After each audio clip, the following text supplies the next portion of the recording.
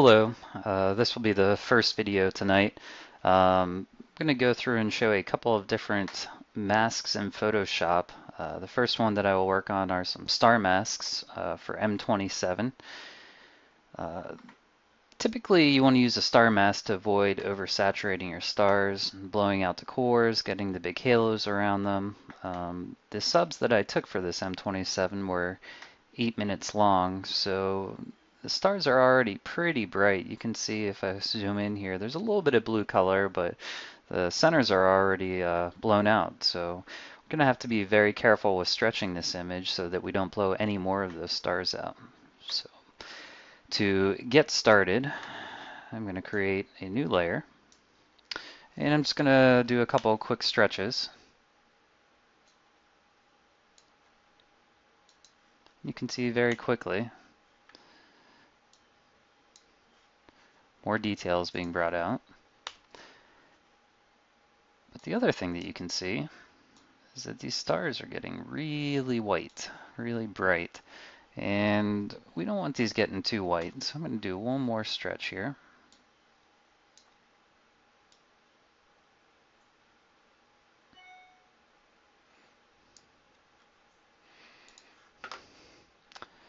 And this is where I'm going to make my mask.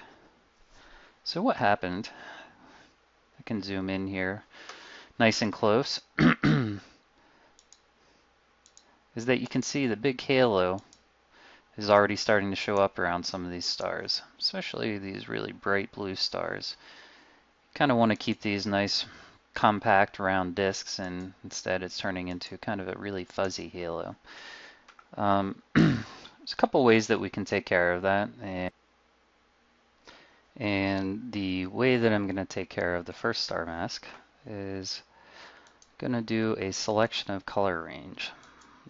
When you go to a color range, you can see what it's going to do is it's going to pick things based on how bright they are. Typically, if you click on this left-hand dropper, you can click on a star towards the center of it, and you can drag this fuzziness slider back and forth. If I drag it all the way to the left, it's not going to pick any of these stars, and if I drag it all the way to the right, it's going to pick a good bit of them, but I want to pick a few more stars than what it initially picked, so I'm going to go to a little smaller, less bright star, and I'm going to click on it with the plus button. And it's going to add a few more stars, and I actually want a few more than that, so I'm going to go to even fainter star, and I'm going to click on that. So that looks about right. So I'm going to hit OK, and you can see what it did is it selected all of these really bright stars. Anything that has a really bright region, it selected that. And it also selected some of my nebula, which I do not want to be selected. So what I can do is go in here and I can deselect some of that. So I'll go to my Lasso Tool, hit the Alt button, hold it down, and there's a couple stars that I don't want to get rid of in here. You can see these little spots, but I do want to get rid of this brighter nebula that it's selected. So I'm just going to hold the Alt button down and carefully select out that brighter nebula, and you can see it disappear. Okay, so we've now only got stars selected like we want. You can see the very brightest part of that is a little bit blown out. Not too bad, but here's one that's really bad. But it only selects sort of towards the towards the middle of the star, and it doesn't select the outside of the star. So what I want to do is I actually want to go in here to select, to modify, and to expand. Typically for stars, I think about 3 pixels is a good expansion.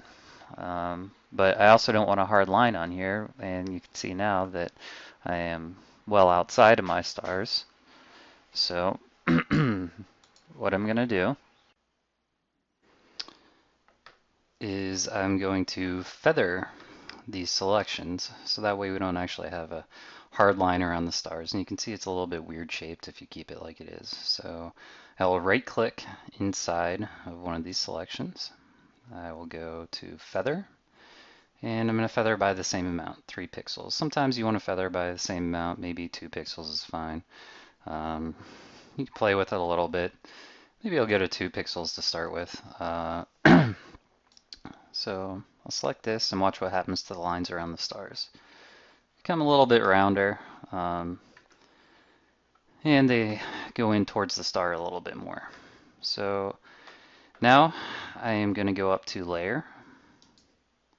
I'm going to go to layer mask, and I'm going to go to hide selection. So when I hide the selection, you can see what happens is those stars didn't get stretched very much. It does create a little bit of a black halo around them, but we're going to take care of that. I'll show you what the star mask looks like now by selecting Alt and then clicking on that mask. And this is what the star mask looks like.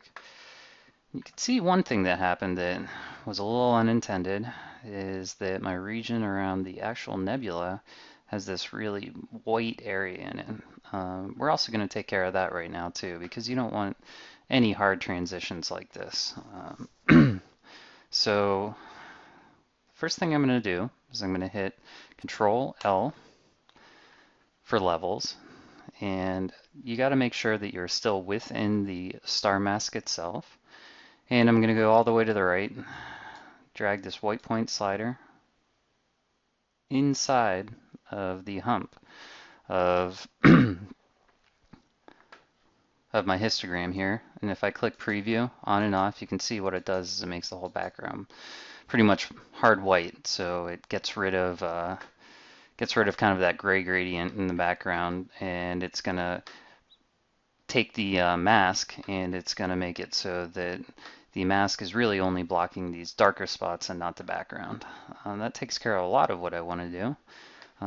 The other thing that I want to do so I'm not getting these halos, I'm going to hit OK here, is I'm going to come up to Filter, and I'm going to go to Blur, and I'm going to do a Gaussian blur.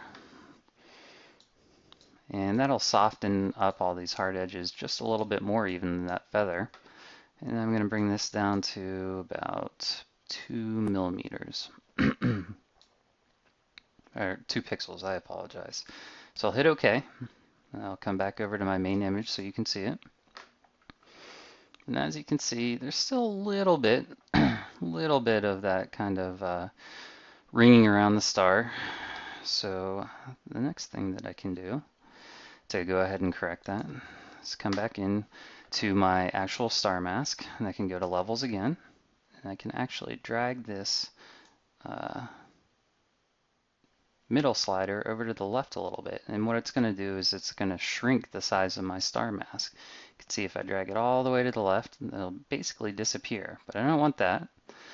I don't want to make it bigger either, which you can do by dragging to the right, but I want it just a little bit smaller. So it starts at 1, so I'm going to bring it over to maybe 1.35.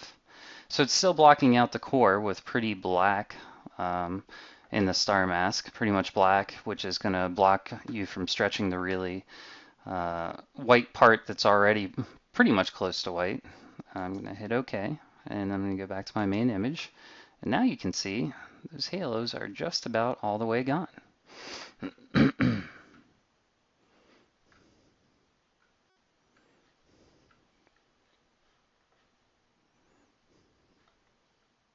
So I'm pretty happy with what that did. One thing that you want to be a little careful with is, especially inside of your nebula, if you aren't careful, you won't be stretching your nebula. You'll get halos in there a lot quicker than you will around your dark background. So you need to be very careful with that. I'm going to actually go back to the star mask, and I'm going to move that slider just a little bit more over to the left, which should help out just a little bit more. And if I zoom in, that really looks a lot better.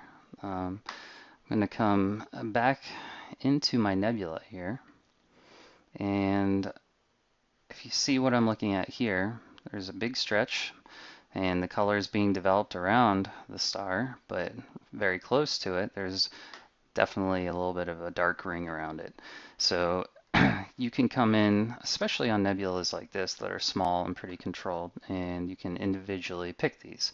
We'll look at what to do a little bit more later on with larger, more diffuse nebula so that you don't get this effect. Sometimes if you look at images where people add their hydrogen alpha to the image, then they'll have this beautiful red detail, all kinds of crisp, sharp lines for the nebula and sharp details, and then they'll have these stars throughout the nebula that are basically look like they're sitting in their own holes. So to take care of this, we can paint on the image, which I typically don't like to do, but we can also just come back in here and select around this star.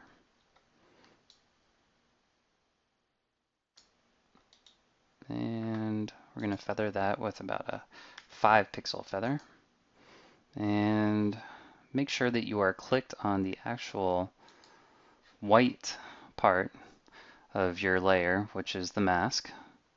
And then we're going to fill this with white, but we're only going to fill it with about a 75% opacity. And right there, you can see what happened. It took care of that. So you're starting to get stretched too much, so it's not way too bright. It got stretched a little bit. If I click the layer on and off, you can see that it got stretched just a little bit, but not too much, but mostly the nebula around it got stretched. That's what we're looking for. Go ahead and do that up here for this one as well. And I will select a feather, 5 pixel feather. Let's reselect that again here. Do a 5 pixel feather. And we'll fill that again with a 75% white. Okay. And once again, you can see the nebula stretched pretty nicely right around it, and the star kept pretty in check. So I'm going to flatten this image, and we'll move on to showing you a similar mask with a couple of new features.